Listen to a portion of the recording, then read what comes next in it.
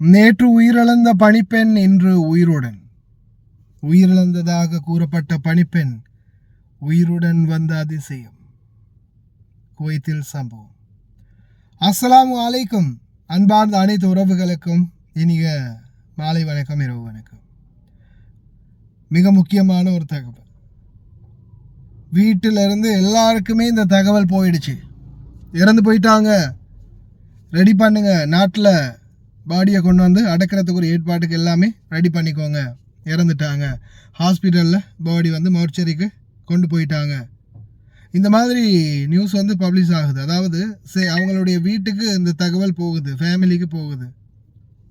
இது எப்படின்னா, இங்கே வேலை செய்யக்கூடிய ஒரு சகோதரி, குவைத்தில் வேலை செய்யக்கூடிய ஒரு சகோதரி, அவங்க கூட வேலை செய்யக்கூடிய இன்னொரு சகோதரி, ரெண்டுமே இலங்கையர்கள். இவங்களுக்கு வந்து ஹார்ட் அட்டாக் வந்திருக்குது. அதாவது மாரடைப்பு வந்து கை கால் எதுவுமே வேலை செய்யலை, எல்லாமே விரைச்சி போயிருக்குது. அப்படியும் அவங்க மயங்கிட்டாங்க. மயங்கி விழுந்ததுக்கு அப்புறமா ஹாஸ்பிட்டலில் அட்மிட் பண்ணதுக்கு அப்புறமா மாமா கால் பண்ணி சொல்லியிருக்கிறாங்க. மாமா கொஞ்சம் சேடாகவே பேசியிருக்காங்க, அழுத மாதிரியே பேசியிருக்காங்க. மூச்சு பேச்சு இல்லை, எல்லாமே முடிஞ்சு போச்சு. உள்ளே கொண்டு போயிருக்காங்க, தவாராக்கு கொண்டு போயிருக்காங்க. தவாரான்றதுக்கு இந்த இந்த இந்த மூதேவிக்கு தவாரான்றது என்னென்னு தெரியாமல், தவாரான்னா அவங்க நினச்சிருக்காங்க மோச்சரிக்கு கொண்டு போய்த்தாங்க அப்படின்னு. தவாரான்றது வந்து பார்த்திங்கன்னா ஒரு ஒரு டிபார்ட்மெண்ட். அது வந்து ஒரு என்ன சொல்கிறது, இந்த ஸ்கேனிங் இல்லாட்டி வேறு ஏதாவது ரிப்போர்ட் எடுக்கிற மாதிரி ஒரு டிபார்ட்மெண்ட் உண்டு. அங்கே கொண்டு போயிருக்கிறாங்க. இவங்க என்ன செஞ்சுருக்கிறாங்க, கடைசியில் வீட்டுக்கெல்லாம் கால் பண்ணி, இந்த என்ன பிரச்சனைன்னா, பக்கத்தில் நம்ம கூட இருக்கிறாங்களே, ஒருவேளை நம்மளுக்கு ஏதாவது ஒன்று, ஏதாவது ஒரு பிரச்சனைனா நம்மளுடைய குடும்பங்களுக்கு அவசரத்துக்கு சொல்லிடுவாங்க. ஏதாவது ஒன்றுனா தெரியப்படுத்துறதுக்கு சரி நம்பர் வேணுமே, நம்மளுக்கு கோல் அடிக்க முடியாது, நம்ம கூட இருக்கிறவங்களோட நம்பர் சரி இருக்கட்டும்னு நம்ம என்ன செய்வோம், நம்ம கூட வேலை பார்க்குறவங்க நம்பர்களை நம்ம வீட்டுக்கு கொடுத்துருப்போம். அதே மாதிரி நம்ம வீட்டில் நம்மளுக்கு தெரிஞ்ச 1-2 பேருடைய நம்ம பிள்ளைங்களுடைய நம்பரை வந்து இவங்களுக்கு கொடுத்துருப்போம். சில நேரங்களில் வைஃபை இல்லாத நேரங்கள்லையும் நம்ம என்ன செஞ்சுருப்போம், இவங்க ஃபோனில் கோல் பேசியிருப்போம். இந்த மாதிரி சம்பவங்கள் நடக்கும்போது அப்படித்தான் இவங்களுடைய நம்பரும் அவங்க ஃபேமிலியோடைய நம்பரும் இவங்க கண்ட்ரோலில் இருந்தது. உடனே கால் பண்ணி இந்த மாதிரி ஆயிடுச்சு, போய் எல்லாம் முடிஞ்சு போச்சு, சோழி முடிஞ்சது அப்படின்னு சொல்லிட்டாங்க. அதுக்கப்புறமா அங்கே நாட்டில் இருந்து பரபரப்பாகி கோவித்த கமால் சகோதரருக்கு ஃபோட்டோலாம் அனுப்பி, கிட்டத்தட்ட வெளிநாட்டில் இருக்கக்கூடிய சொந்தங்கள், அங்கே கூட இருக்கிறவங்க, இங்கே இருக்கிறவங்க எல்லாருக்குமே மாறி மாறி தகவல் பகிரப்பட்டு மிகப்பெரிய ஒரு ஃப்ளாஷ் நியூஸ் ஆகிருக்குது. அதே மாதிரி கோவித்த கமால் சகோதரர் வந்து எம்பசிக்கு அறிவிச்சிட்டாரு, எல்லா இடத்துக்கும் அறிவிச்சிட்டாரு. வெளிநாட்டு வேலைவாய்ப்பு பணியகத்துக்கு குடும்பங்கள் போய் அறிவிச்சிட்டாங்க, இறந்துட்டாங்க அப்படின்னு. பாடியை கொண்டு வரத்துக்குரிய ஏற்பாடு பண்ணணும். அதே மாதிரி இன்னும் மற்ற வேலைகள் என்ன இருக்கோ அதெல்லாம் பண்ணணும் அப்படின்னு.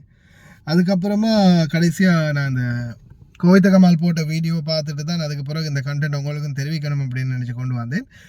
அதுக்கப்புறமா எம்பசியால் கூட போய் தேடி இருக்கிறாங்க. என்னடா இப்படி சொல்கிறாங்களே, சடலம் ஒன்று இல்லையே, இறந்ததாக சொல்கிறாங்களே, எங்கே இறந்த மாதிரி எந்த ஒரு தகவலுமே இல்லையே அப்படின்னு. அதுக்கப்புறமா தான் செக் பண்ணி பார்த்தா கடைசியில் இறக்கையெல்லாம் இல்லை, அவங்களுக்கு வந்து சுயநினைவெல்லாம் போயிருக்குந்தாரு. இந்த மாதிரி இந்த வீடியோ ஒன்று போட்டிருந்தாரு கோவித்த கமால் சகோதரர். ஹத்தாமா கிணக்கு என்னன்னு போட்டிருக்காருன்னா, மேரிலாம் அதை பண்ண எபித் அப்படின்ட்டு. கத்தாமா ஒன்று நேற்று இறந்து இன்னைக்கு உயிர் வந்திருக்குது அப்படின்ற மாதிரி அந்த வீடியோவில் போட்டிருந்தாரு. அதுக்கப்புறமா என்ன ஏதுன்னு வீடியோவை செக் பண்ணி பார்க்கும்போது தான் இதுதான் நிலைமை. ஏன்னா இது வந்து இந்த டாபிக் வந்து நிறைய பேருக்கு இருக்குது. ஏன்னா இப்போ ஒரு வேலை அவசரப்படுறது. இப்போ என்னத்துக்காக நான் சொல்ல வரேன்னா, இப்போ உங்கள்கிட்ட நம்பர் இருக்குது, சாதாரணமாக நீங்களும் நானும் கூட வேலை பார்க்குறோம்.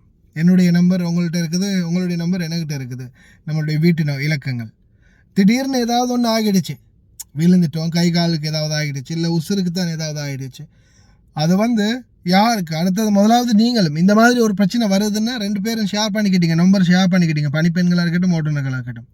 என்னுடைய வீட்டுக்கு மச்சான் எனக்கு ஏதாவது ஒன்றுனா இந்த வீட்டுக்கு சொல்லிடுறா அப்படின்னு ஃப்ரெண்டுக்கு கொடுத்துருப்பீங்க. இந்த அக்கா தங்கச்சி இந்த ஏதாவது ஒன்றுனா இந்த இருக்கிற நம்பருக்கு கால் பண்ணி எங்கள் வீட்டுக்கு சொல்லிடுங்க, இன்னாருக்கு சொல்லிடுங்க அப்படி நம்பர் கொடுக்குறீங்க தானே. இந்த தகவலை எடுத்து அதை பக்குவமாக நிதானமாக சிந்தித்து செயல்படக்கூடிய ஒருத்தர் நம்பராக கொடுத்துருங்க. உங்களுக்கு தெரியுமே உங்கள் குடும்பத்தில் யார் உங்களுடைய ஃபாதர், உங்களுடைய மதர், உங்களுடைய சகோதரர், உங்களுடைய தம்பி தங்கச்சி சிஸ்டர் பிரதராக இருக்கலாம், இல்லை யாருக்கு கொஞ்சம் போல்டாக கொஞ்சம் சிந்திச்சு கொஞ்சம் மனம் தளராமல் இதை வந்து ஏற்றுக்கொள்ளக்கூடிய மனப்பக்குவத்தோடு இருக்கக்கூடியவங்க யார் இருக்கிறாங்களோ அவங்களுடைய நம்பரை மட்டும் கொடுத்துருங்க.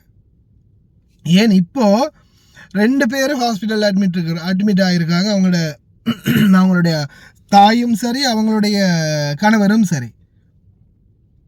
மனைவி இறந்துட்டாங்க அப்படின்னு சொல்ல கணவருக்கும் ஹார்ட் அட்டாக் வந்திருக்கு, அம்மாவுக்கும் ஹார்ட் அட்டாக் வந்திருக்குது. ஆனால் கடைசியில் அவங்க உயிரோடு தான் இருக்கிறாங்க. கடைசியில் அவங்க உயிரிழந்திருந்தா, இந்த செய்தியை கேட்டு அவங்க உயிரிழந்திருந்தா இன்னைக்கு நிலைமை என்ன? அதால தான் சொல்கிறேன், தயவு செய்து ரொம்ப கவனம். முக்கியமாக எந்த ஒரு தகவல்களை சொல்கிறதா இருந்தாலும் யாராவது அந்த மனம் தளராது கொஞ்சம் இதை ஏற்றுக்கொள்ளக்கூடிய மனப்பக்குவமாக இருக்கிறவங்களுடைய நம்பர்களை கொடுங்க, அவங்கள்ட்ட சொல்லுங்கள். அதே மாதிரி எந்த ஒரு தகவலையும் அவசரப்பட்டு சொல்லாதீங்க. கொஞ்சம் இப்போ அவங்கள அடிக்கிறாங்க, உதைக்கிறாங்க, துன்புறுத்துறாங்க, உசுரை எடுக்க போகிறாங்க, நிறைய பிரச்சனை, இவங்களை எப்படியாவது காப்பாற்றணும் அப்படின்ற ஒரு எமர்ஜென்சி சிச்சுவேஷனில் நீங்கள் வந்து யாருக்காவது கால் பண்ணி சொல்கிறது வேறு விஷயம். அப்படி இல்லாமல் அடிபட்டுடுச்சு, விழுந்துட்டாங்க, கால் கை உடஞ்சிருச்சு, உயிர் போயிடுச்சு, இந்த மாதிரி ஏதாவது ஒரு பிரச்சனைன்னா அவங்களுக்கு வந்து கொஞ்சம் டைம் கொடுத்து ஒருவேளை இவங்கள்ட்ட பேசிட்டு இந்த மாதிரி சொல்லுவோமா, அவங்க வீட்டுக்கு இன்ஃபார்ம் பண்ணட்டுமா, நீங்கள் ஹாஸ்பிட்டலில் அட்மிட் ஆகிருக்கீங்கன்னு அப்படின்னு ஏதாவது ஒன்று சொல்லணுமா? இல்லை வைஃபை கட் ஆகிடுச்சு கால் பண்ணுவாங்க, இல்லை கொஞ்சம் இந்த அங்கே போயிருக்காங்க இங்கே போயிருக்கான்னு சொல்லி சமாளிக்கணுமா? இந்த மாதிரி ஒரு டிஸ்கஷனும் பண்ணிக்கோங்க. ஏன்னா எல்லாருமே எல்லாராலையுமே வந்து அதை தாங்கிக் கொள்ள முடியாது, எல்லாராலையும் ஏற்றுக்கொள்ளவும் முடியாது. சிலர் ஏற்றுக்கொள்ளக்கூடிய மனப்பக்குவம் இருக்கும், சிலருக்கு வந்து உடனே அந்த இடத்துல உசுரை கூட விடுற அளவில் நிலைமை வந்துடும். அதனால் கொஞ்சம் யாராக இருந்தாலும் சரி சிந்திச்சு செயல்படுங்க. எக்காரணத்தை கொண்டும் இதுக்கு மட்டும் அவசரப்பட்டு குடும்பங்களுக்கு மட்டும் இன்ஃபார்ம் பண்ணிடாதீங்க. தயவு செய்து அவங்களுடைய சஜஷன் எடுங்க. முதலாவது, இப்படி உங்களுக்கு ஆகிடுச்சுன்னு உங்களோட குடும்பத்துக்கு நாங்கள் தெரிவிக்கலாமா, பிரச்சனை இல்லையா, ஏதாவது பிரச்சனை வருமா, இதால் நான் வந்து எந்த நேரத்துலையும் உங்களுக்கு ஏதாவது ஒன்றுனா உங்களுடைய குடும்பத்துக்கு உடனே நான் அதை வந்து இன்ஃபார்ம் பண்ணக்கூடிய அனுமதி எனக்கு கிடைக்குமா, அது வந்து கேட்டுக்கோங்க உங்கள் இஷ்டத்துக்கு. ஏன்னா சிலர் வந்து ஓகே இது வந்து அந்த நம்ம பக்கத்தில் இருந்தவங்க இப்படி ஆகிடுச்சு, அவங்க குடும்பத்துக்கு உடனே சொல்லிடுவோம் அப்படின்னு சொல்கிறவங்க. சிலர் வந்து உடனே குடும்பத்துக்கு குட்டையை குழப்புறவங்க நிறைய பேர் இருக்காங்களே, கூட இருந்தே குழி பறிக்கிறவங்களில் சிலர் குட்டையை எப்படியாவது இதை நாட்டுக்கு சொன்னால் பெரிய பரபரப்பாகும், ஜமாய்க்கலாம் அப்படின்னு நினச்சி அந்த அடுத்தவன் சோகத்தில் சுகங்கான்ற ஒரு சிலர் இருக்கிறாங்களே, அப்படியானவங்களும் இருக்கத்தானே செய்கிறாங்க.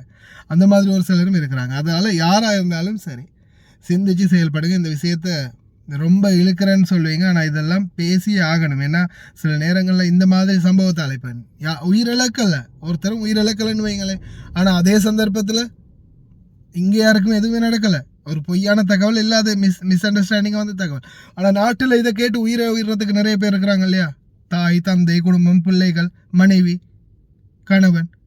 அதனால் சிந்திச்சு செயல்படுங்க. அஸ்ஸலாமு அலைக்கும். முடிந்த வரைக்கும் நண்பர்களுக்கு ஷேர் பண்ணுங்கள்.